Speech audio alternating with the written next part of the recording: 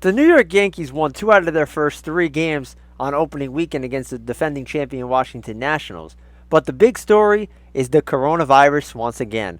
Boy, do we have a lot to talk about here on this new episode of the Pinstripe Talk podcast, which begins right now. You are listening to the Pinstripe Talk podcast.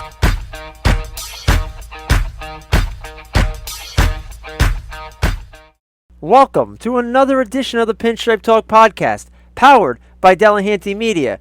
I am your host, Nick Delahanty. Now, the main topic of today's show should be the Yankees taking 2 out of 3 against the Washington Nationals. But it's bigger than baseball at this point, as the coronavirus has struck again. In case you're not aware, the Miami Marlins had a handful, and I mean a handful, basically a third of their roster come down with positive tests of the coronavirus, and it's really put a question mark on the Major League Baseball season. So we're going to break the opening weekend series down because obviously the Yankees played some baseball. But again, later on in the show, we're going to talk about how it impacts the Bronx Bombers, because the Yankees game on Monday night was postponed due to the fact that their opponent just played the Miami Marlins, and it was in their home ballpark in Philadelphia. So it would have been a really tough situation for the Yankees there. We don't have any definites on the 2020 season or how they're going to go along with this, but only time will tell. And as always, we're going to continue to provide shows and do updates as we get information on anything regarding the New York Yankees. Continue to follow us on Twitter at Pinstripe Talk ND. Send us your thoughts there at Nick_Delahanty is my personal account, and also on Facebook by looking up Pinstripe Talk Podcast. As always, we encourage you to subscribe, rate, and review our show. The big one is Apple Podcast. Subscribe, rate, and review there. And again, we're on Spotify, TuneIn Radio, iHeartRadio, you name it, the show is there available for you. We do that purposely, so you have no excuse not to find our show. So we hope that you tune in. Share the link with your friends, find us on social media, and join the Delahanty Media party as we go along. And again, if you're listening to our show, we have a Teespring account, which is posted on our social media feeds. If you're listening to this podcast, we will give you a 10% off discount on any item in the store. If you want to help support our show, support our brand, just put in the promo code P as in Peter, T as in Tom, and that obviously stands for Pinstripe Talk, but that will get you your 10% off on today's special. Now that I did my little promo for the show, obviously we do it every week, and you guys know that by now if you've been tuning in. Let's just jump right into the action here, because I want to get into the Yankees opening weekend series against the Washington Nationals. And honestly, the way that the season is mapped out is you're in a 60-game sprint, as we all know, and since our last show, they actually expanded the playoffs to add teams into the mix. So essentially, each division is going to have 2 teams represent it, and then you'll have your obvious wildcard teams. So you'll have 8 teams from each division. And to be quite honest with you, and I hate to sound cocky, I hate to sound arrogant here, but the Yankees won 103 games in a year where they basically had their backups playing the majority of the year. They weren't healthy at any point last year, and they still won 103 games.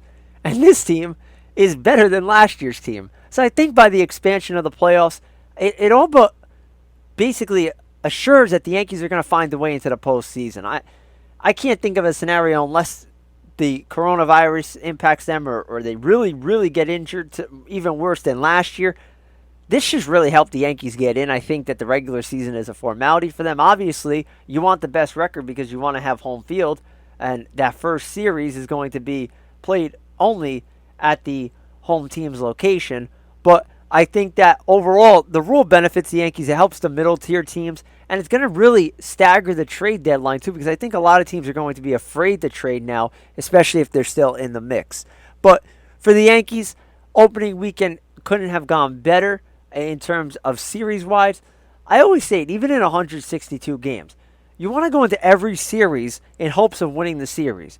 Yeah, ideally you want to sweep, but in most cases, you're not going to do so. And the Nationals, as different of a team as they are, still have a quality team full of veteran players. So going in, and this is before we knew what was going on, you're thinking you're facing Scherzer, Strasburg, and Corbin back to back to back, and you hope to at least get 2 out of 3 there.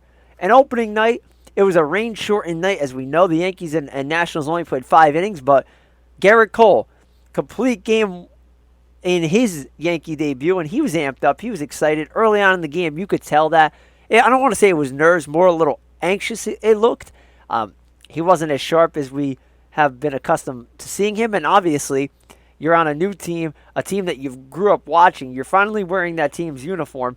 Obviously, there's going to be a lot of nerves and excitement, and you're going to be a little amped up. So to see that Cole was able to buckle down was really nice. He outdueled Max Scherzer on this night. And again, like I mentioned, only a 5-inning contest.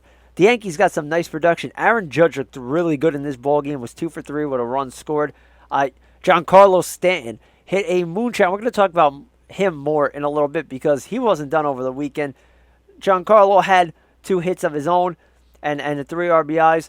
A couple of guys who had hits. The Yankees only had 6 hits in a ball game, 4 of which came from the big guys in Judge and Stanton. You had Urshela picked up a hit, and Tyler Wade filling in for LeMay, who had a really nice game. Scored on a Judge liner into left field. Really showed his ability to run the bases, a valuable tool for the Yankees, and defensively looked solid as well. Also had a bunt hit in this game that shouldn't be taken out of the consideration here. Filling in the void. It kind of gave Yankee fans that sense of, if Glaber needs a day off, if LeMahieu needs a day off, you can rely on Wade to give you something the Yankees necessarily don't always do, and that's run and use speed. They're not a small ball team. We obviously know that. They hit the home run or they strike out. That's the way they are. And Wade adds that different dimension that could be valuable down the road. And again, the extra inning rule is always there. So if Wade's sitting there on the bench and you're the home team and you have a runner on second base in that extra inning rule, Wade's going to be the guy you're going to put out there to score because with no outs and him on second base, he could steal a bag if needed. He can take the extra base if needed. One of the fastest guys in the game, and I think that's going to be valuable for the Yankees down the stretch. And I mentioned Scherzer a little bit earlier. He went the 5+ because obviously the game got stopped in the top of the 6th. Led up 4 runs, struck out 11 Yankees, was close to being done for the day. He threw 100 pitches, actually 99 to be exact, but just wasn't the Max Scherzer that we know. He did walk 4 batters, that got him into trouble. And if you're the Yankees, opening day couldn't have worked out better. Number one, Cole looked good. You saw 75 pitches out of your new ace, and you didn't have to really extend him further. I think that he probably would have gone another inning if the rain didn't come. And then you didn't have to use the bullpen. Even though you had the day off the night after, it was nice to not have to use the bullpen because you're going into a situation where you're anticipating a bullpen game in one of these 3 games. And that was coming in Game 3. And what we learned after Saturday's game was that the bullpen was definitely needed because of James Paxton's terrible start in Game 2, which we're going to get into. But overall, opening night looked good. Again, you're finally facing live pitching, and the Yankees didn't have an easy matchup by going against Scherzer on night number 1, but they were able to get enough done. A couple of guys struggled at the plate. We're going to get into them in a little bit as well. But opening night definitely was a good night for the Yankees, and it made you feel good to have live baseball back.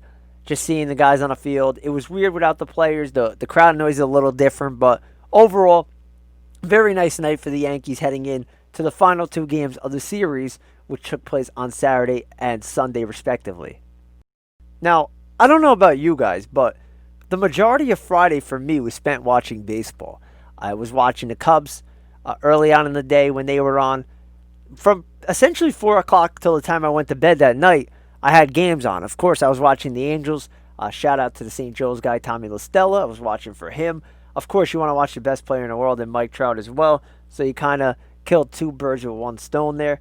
But I think the biggest thing was we got the Yankees on Thursday night. And then Friday there was no game. So it was a little bit of a tease like, okay, here's your Yankees, but you're not going to fully get them until the weekend. You're not going to get back-to-back games.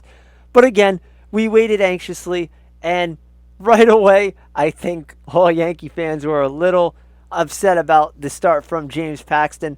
Paxton only lasted an inning, looked really, and I mean really bad on the mound, and a lot of the things that you saw on social media, and of course, it's too early in the year to panic about Paxton, but this would cause you to be a little concerned, is the velocity on his fastball.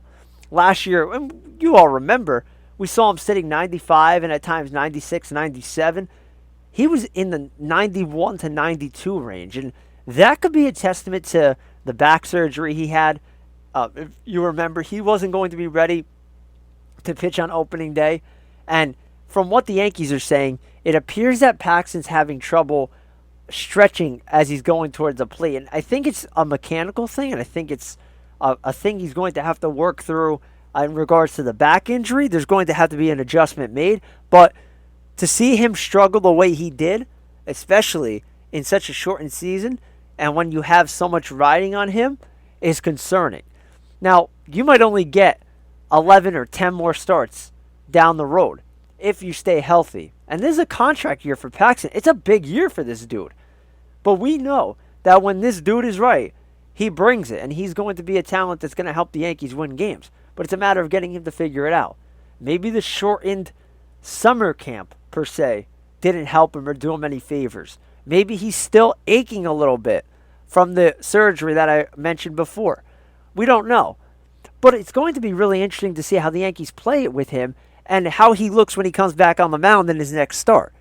And again, the panic level should be a little concerning. I wouldn't push the full panic button on him just yet, but Paxton became a very, and I mean very concerning status for the Yankees, because who knows what you're going to get from the left-hander moving forward. If this is the case, they might be in trouble in regards to his spot in the starting rotation. They might have to look elsewhere for the time being until Paxton can figure it out.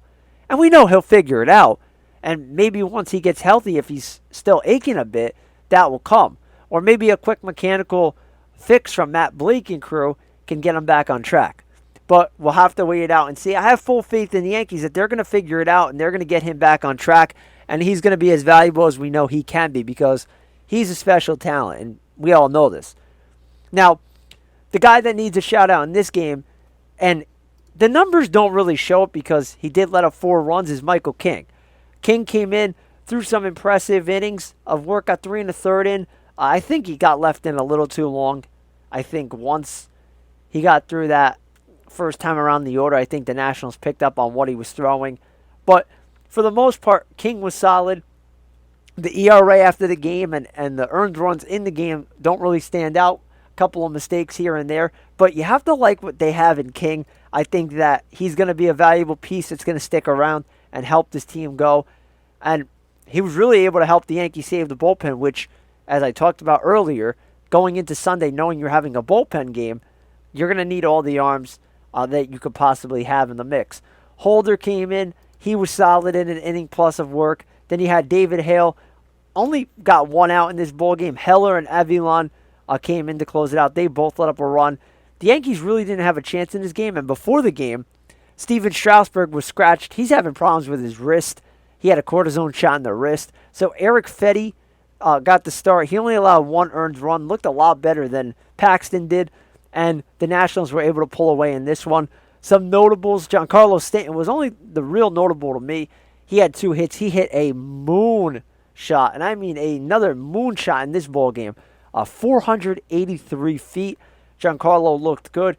And again, LeMahieu returns to the lineup. He only played a portion of the game. He went 6 innings. The Yankees wanted him to play in Sunday's finale, so they got him out a little bit earlier in this one.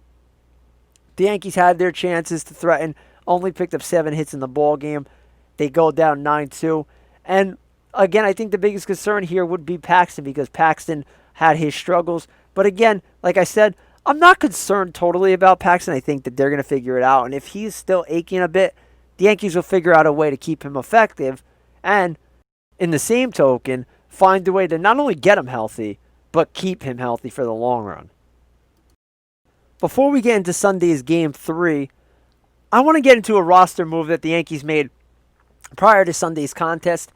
Late on Saturday night, knowing that they just used up a lot of arms in the bullpen, the Yankees determined that they were going to option Clint Frazier and Ben Heller to their alternate site, and they brought up Brooks Kriske and Nick Nelson. Obviously, they needed the arms to get them through especially knowing they were having a bullpen day.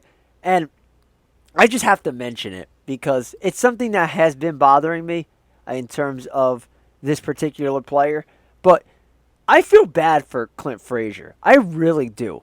And I totally understand the logic and where they're coming from in regards to Frazier. Yes, he was immature in the past and kind of wanted to play that GM role that he spoke to the reporters last week and said, I gave up trying to play GM. I'm just trying to play.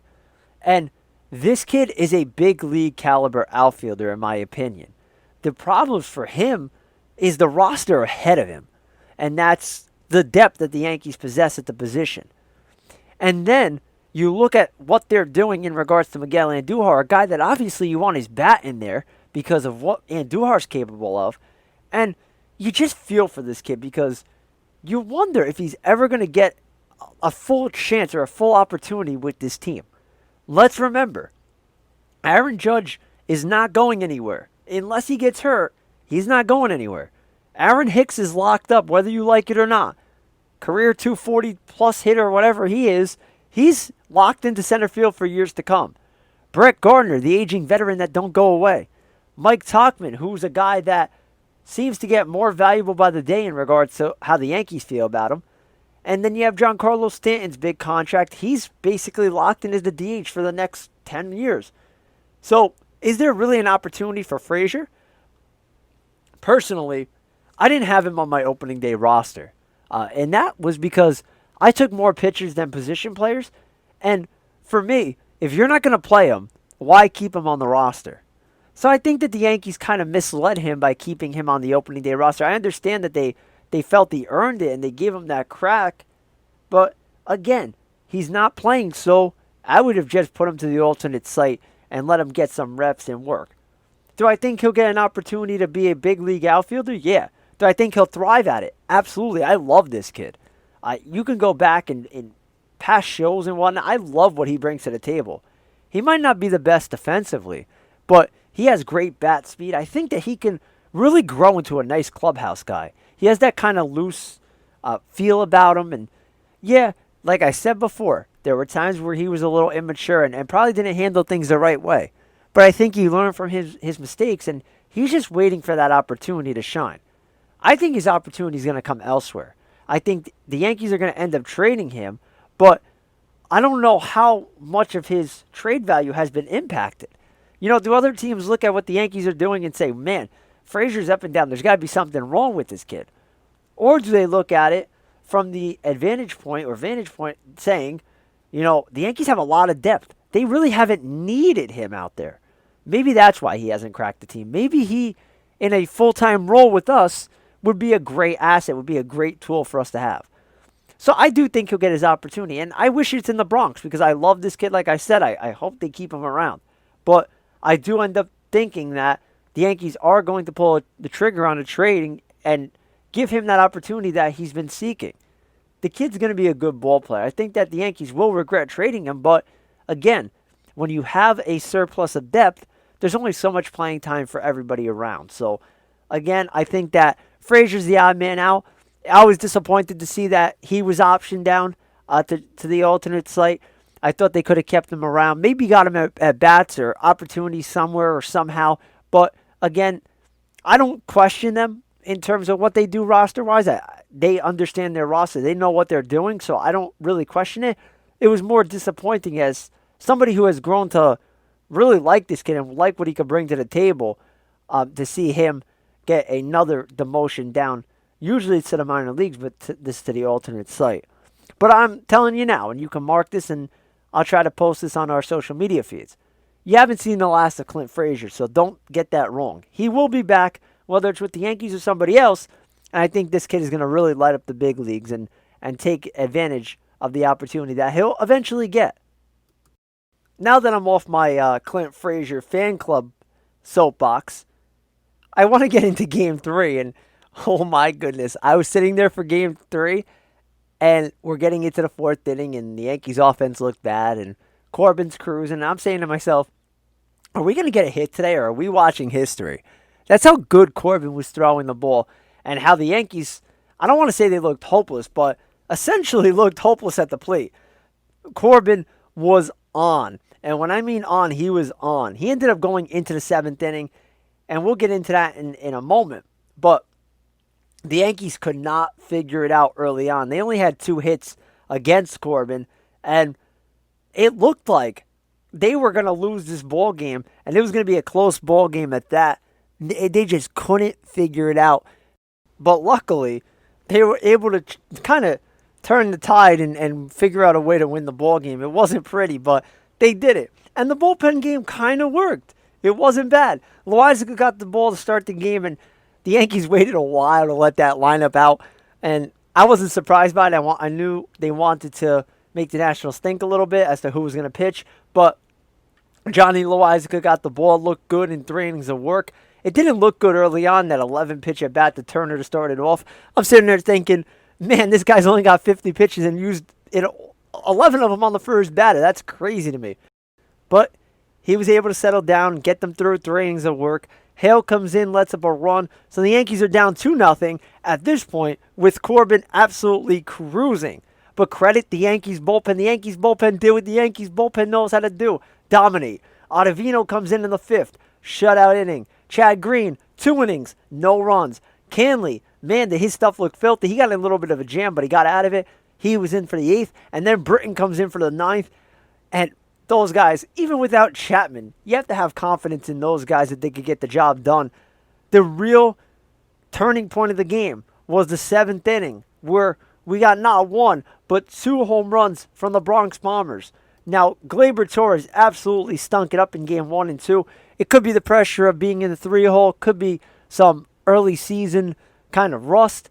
But Gleyber came through, had a big day at the plate, 3 for 4 total. He had a home run off of Corbin that chased Corbin out of the game. That was a godsend for the Yankees. In comes Will Harris. A couple of batters later, Luke Voit, another guy who has looked absolutely atrocious at the plate over the first 3 games.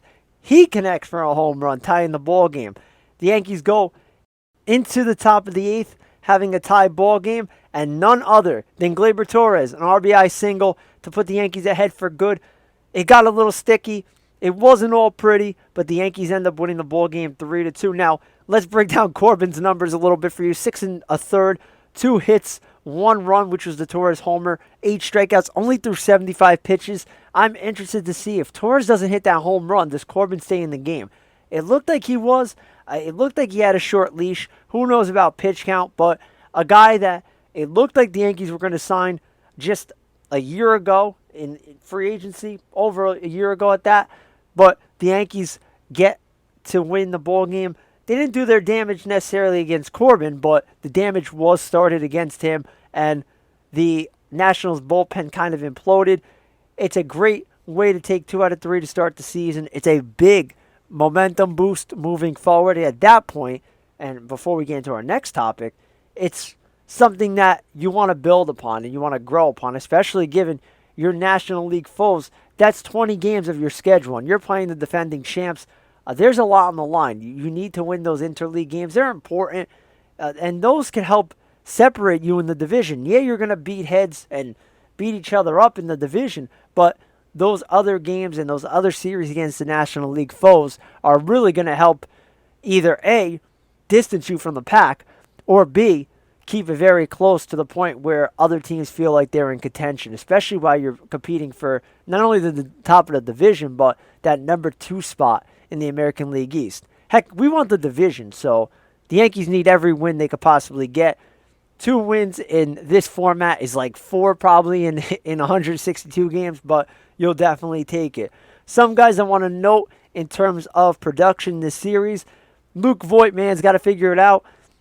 He's been looking at way too many good pitches. I, going into the season, was a little concerned about Voit.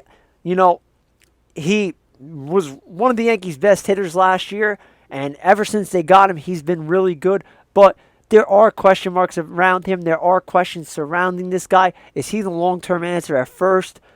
But the home run kind of got me back on track with Voit.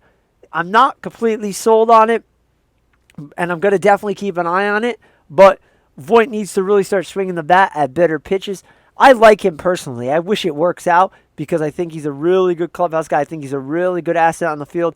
But my advice to Luke Voit, swing the bat at good pitches that come your way. You're getting a lot of them. Take your hacks because when you connect, the ball goes. Just like you saw in Washington the other day. It's hopefully a jump start to his season. And I'm not going to write him off just yet because obviously it's 3 games. You don't want to panic. But if this continues, I fully expect the Yankees to give Mike Ford a chance to compete at the position. Maybe not take it over full time, but maybe let a spark up Voit. And who knows, maybe they do end up shifting LeMahieu back to first base and letting him get reps there. And if Wade or Estrada show that they can play every day or mix and match every day, it gives Aaron Boone a lot of options. So Voit does scare me, but again, it's early, and I'm at that point where I just think it's a matter of him swinging the bat. I think that he's good enough to hit for average. He's good enough to hit for power, but he's got to swing the bat. The other guy, and I'll briefly touch on him, is Gleyber Torres. I was happy to see him have a monster day on Sunday. You know, after the first 2 games, it was a little concerning. Is the 3 spot a little bit too much for the 23-year-old? But he, as always, proved that he's ready for the spotlight. He's ready to rock and roll. And I'm not worried about Gleyber. And I'm not worried about him kind of caving into the pressure of the 3 spot, especially hitting between Judge and Stanton. But that 3rd game definitely kind of calmed my nerves about him a little bit and got him on track. And I'm sure he's feeling the same way. He had a big day. Was the main reason why the Yankees ended up winning that ball game. So I'm happy for Torres. I hope that continues. I think this kid's got such a bright future. He's definitely one of the brightest young stars in the game. And I'm excited to see what he's capable of, and I think hitting after Aaron Judge and before Giancarlo Stanton is definitely going to help him. Speaking of Stanton, the first 2 games of the series were fantastic for him. You know, you saw the 2 home runs. When he connects, the ball goes. You're going to have those 0 for 3 clunkers or 0 for 4 clunkers like he had on Sunday, and where he strikes out a couple of times. He struck out 3 times on Sunday. You know, it's just something you got to accept when it comes to G. He's going to strike out, but when he does connect, it goes a long way. So you hope you get more of the 2 for 3 with 2 home run games instead of the strikeout games, but you take the production. You're just happy to see him on the field and healthy. That's the main thing. Hasn't been healthy, but when he is, you saw what he did with the Marlins. The guy's an MVP caliber type of player, and I'm sure the Yankees are hopeful that he can stay healthy and productive, and that's why they have him in the DH spot. Limit the amount of time he has in the outfield, get him on the field, but let him do what he does best, and that's hit. Now, the show's a little longer than usual, but there's a lot to talk about, especially now the coronavirus has really impacted the game. And first of all, shame on Major League Baseball for allowing the Marlins to even play on Sunday. They knew they had 3 positive tests, and it was an agreement by the players to play the game. Are you serious? These guys have been impacted. They have been around these guys. And you're going to let them go on the field and impact others? I hate to use him because he's a former Yankee example, but Didi Gregorius has some past history issues that can really be affected if he catches the virus. You going on the field impacts a guy like that and everybody they come around. And these guys are going home to families. They have friends that they're around. You know, the list goes on and on. And when the report came out, I was just amazed that this was allowed and nothing was done about it. And now you look at it, and 1/3 of the Marlins that were on their opening day roster, whether it's coaches or players, have the virus. And not only does it impact them, but it impacts everybody around. The Yankees had to cancel their game against the Phillies. Would you in your right mind go in that Phillies opponent locker room knowing that the Marlins, who half the team is basically affected, just came out of there? No way. I don't know what Major League Baseball is going to do. I really don't. Because I can't see a scenario right now where we play a full 60-game slate and the playoffs. If this happens to another team, we're in deep, deep trouble. And I just don't know what to say anymore about it. You know, when the season started, I was very hopeful. You know, I understand the severity of it, and I encourage everybody to wear a mask and social distance when you can. And you know, when you don't have to go out, don't go out. But in the same token, I definitely needed the sport of baseball back. It's a passion of mine. I love it. You know, it's something that yearly, it takes up a lot of my time. And as you know from the show, it's something that I definitely have a passion for. But the way the world is going now and the way that the Marlins got impacted, it definitely changed the perspective of it. Not saying that we didn't know the severity of it and the risks of it, but now it's a real thing. And how is Major League Baseball going to attack it? Are they going to push through and say, you know what? The Marlins are affected, but we're going to keep going along. Hopefully nobody else gets it. Or are they going to say, this isn't the right idea. This isn't smart. Let's stop this before it gets worse. And as time goes on, I hope that they put the money aside and they realize that there's more to this than just money. There's more to this than just baseball. Honestly, and obviously, if they decided to stop the season because of the coronavirus, I'd be upset because obviously I want to watch the Yankees. I want to watch baseball. But I would think it's the right decision if they feel that it's necessary because people's health is definitely more important at this time, the way our world is going. So all we can do right now is patiently wait to see how this is going to play out. Is it going to play out in our favor? Is it going to play out to the point where more teams and players are impacted? Who knows? But moving forward, it is a very concerning thing. And more teams are going to get impacted, especially when you throw in travel into the mix. You have teams going from Florida to Philadelphia to New York to Boston to Tampa. The list goes on and on. So we hope that it doesn't impact the sport. We hope that guys feel safe enough to continue playing if they do decide to keep the season going. But only time will tell, and as more updates go on, you can rest assured we'll talk about them here on the Pinstripe Talk podcast. And that's going to wrap it up for today's show. My name is Nick Delahanty. I'm the host of Pinstripe Talk. Again, the Yankees are my savior. They are the reason I'm sane. As you know, I'm a Jets fan. Jamal Adams was my favorite player. I don't think I have to really get into more of that. But if you want to hear my opinion on that, listen to the Let's Debate podcast on Thursday night live on Facebook. Search us up on Facebook, Let's Debate podcast. I'll definitely, and I mean definitely, we'll talk about that topic with my co-host, my cousin Kyle Delahanty. We break down all the, and literally anything that's going on in the world of sports. It's going to be a fun one. Tune in there if you would like to hear me talk about sports. Find us on Twitter at Pinstripe Talk ND, my personal account at Nick_Delahanty. Search us up on Facebook, Pinstripe Talk Podcast. Our show is available on all podcasting platforms, starting with Apple Podcasts. Subscribe, rate, and review the show there. Spotify, TuneIn Radio, iHeartRadio, you name it, our show is there available for you. So for the time being, the Yankees game against the Phillies on Monday night was postponed, but we hope that our show kind of helps you by the time, as we hope that we have more Yankees baseball to talk about. Until next time, my name again is Nick Delahanty, and this is the Pinstripe Talk podcast powered by Delahanty Media. Stay safe, everyone, and as always, let's go Yankees. Until next time, we'll talk to you soon.